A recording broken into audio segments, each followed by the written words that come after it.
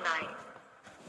आज से आप हमारे इस चैनल पर हर दिन नियम से कार्तिक मास महात्म्य की कथाएं सुनेंगे और आज की कथा प्रारंभ करने से पहले मैं आपको कार्तिक मास में की जाने वाली पूजा पाठ और कार्तिक स्नान के बारे में थोड़ी सी जानकारी देना चाहती हूँ।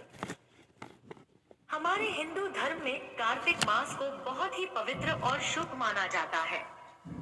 हिंदू पंचांग के अनुसार कार्तिक का महीना 8वां महीना होता है और इस पूरे महीने में धर्म, कर्म, जप तप, व्रत, पूजा पाठ, स्नान, ध्यान, दान आदि करने से कई गुना पुण्य की प्राप्ति होती है।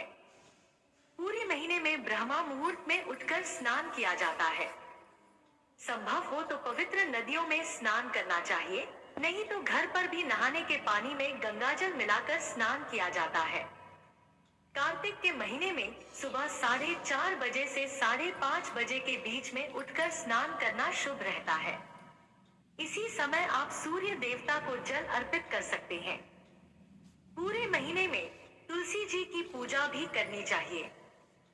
जिस घर में कार्तिक के महीने में तुलसी जी की पूजा होती है, वहाँ कभी अकाल मृत्यु नहीं होती, वहाँ कभी समस्याएं नहीं आती, आर्थिक तंगी नहीं होती और हर प्रकार की सुख समृद्धि का भंडार वहाँ पर पूरे वर्ष भरा रहता है।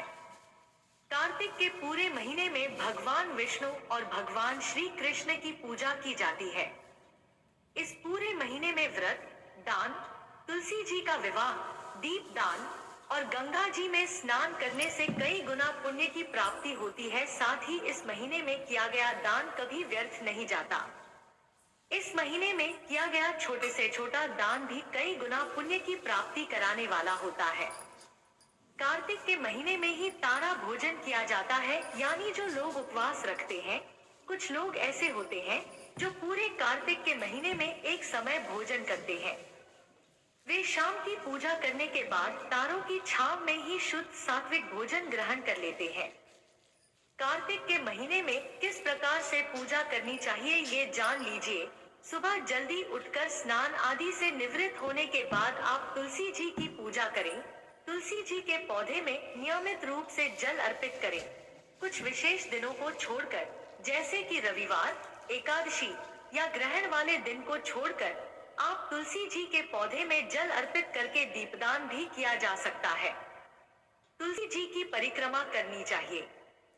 कार्तिक मास महात्म्य का पाठ रोज पढ़ना या सुनना चाहिए। पूजा करते समय भगवान विष्णु की पूजा करें। अपने सभी आराध्य देवी देवताओं की पूजा करें। धूप दीप जलाएं और एक दीपक आपको अपने घर के मुख्य द्वार पर भी जलाना चाहिए। कार्तिक के महीने में जो लोग तारा भोजन करते हैं, उन्हें पूरे दिन निराहार रहकर व्रत रखना चाहिए और शाम के समय तारे निकलने के बाद, तारों को अर्घ देने के बाद ही शुद्ध सात्विक भोजन करना चाहिए। इस पूरे महीने में अपनी सामर्थ्य के अनुसार ब्राह्मणों को भोजन कराकर उन्हें दान दक्षिणा देकर संतुष्ट किया जाता है और कार्तिक मास के अंतिम दिन, यानी कार्तिक पूर्णिमा के दिन, व्रत का उद्यापन किया जाता है। जो लोग पूरे महीने उपवास नहीं कर सकते हैं, वे इस महीने में पड़ने वाले विशेष दिनों में भी उपवास रख सकते हैं। कार्तिक मास की अमावस्या या पूर्णिमा को भी आप उपवास करके अंतिम दिन व्रत का उद्यापन कर सकते हैं।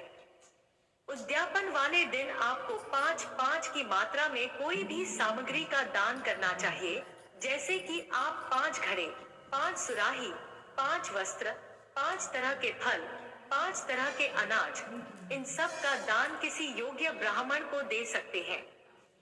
साथ ही ब्राह्मणी के लिए भी आपको उनकी जो भी पहनने की चीजें हैं, जैसे कि साड़ी या सूट आदि, वो भी उन्हें दान में देना चाहिए।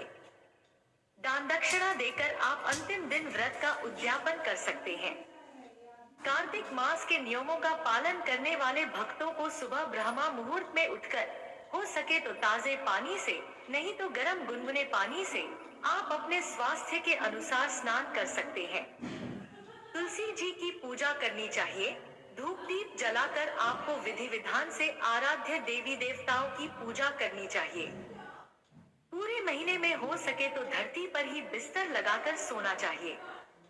मसालेदार, मांसाहारी, प्याज, लहसुन, लौकी, गाजर, उड़द की दाल, मूंग, मसूर, चने की दाल, मटर की दाल का सेवन नहीं करना चाहिए। नशा, झूठ, चोरी, पाप आदि से दूर रहना चाहिए। कार्तिक मास के नियमों का पालन करने वाले भक्तों को पूरे महीने में सिर्फ एक दिन को छोड़कर शरीर में तेल लगाना भी वर्जित माना गया है। केवल नरक चतुर्दशी के दिन यानी छोटी दिवाली के दिन शरीर पर तेल लगाकर स्नान किया जाता है। जो लोग पहले से ही इस नियम का पालन कर रहे हैं उन्हें तो यह बात पता होगी, लेकिन जो लोग पहली बार से कार्तिक मास के नियमों का पालन करना चाहते हैं उनके लिए जानकारी जरूरी है कि आपको कुछ नियम ऐसे हैं जिनका पालन कार्तिक मास में करना चाहिए, जैसे कि ब्रह्मचर्य का पालन, शरीर पर तेल नहीं लगाया जाता, धरती पर बिस्तर बिछाकर सोया जाता है, सुबह और शाम तुलसी जी की नियमित रूप से पूजा की जाती है। कार्तिक मास महात्म्य का प्रारंभ आज हम तुलसी जी की कथा के साथ करेंगे, क्योंकि कार्तिक के महीने में हर घर में तुलसी जी की पूजा होती है।